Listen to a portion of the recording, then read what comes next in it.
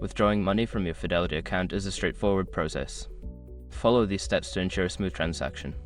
Step 1. Log into your Fidelity account.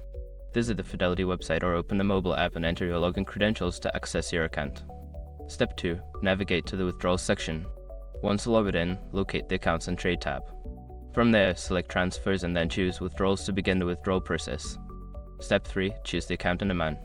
Before filing a refund or dispute, use the escrow.com link in the description to open the refund dispute deadline calculator and confirm your deadline. Step 4. Select your withdrawal method. Choose how you want to receive your funds. Options may include a bank transfer, check, or other methods. Make sure to enter the necessary details for your chosen method. Step 5. Review and confirm your withdrawal. Carefully review all the information you have entered, including the amount and withdrawal method. Once confirmed, submit your request. You should receive a confirmation of the transaction. After completing these steps, your withdrawal request will be processed. Keep an eye on your email or account notifications for updates on the status of your transaction.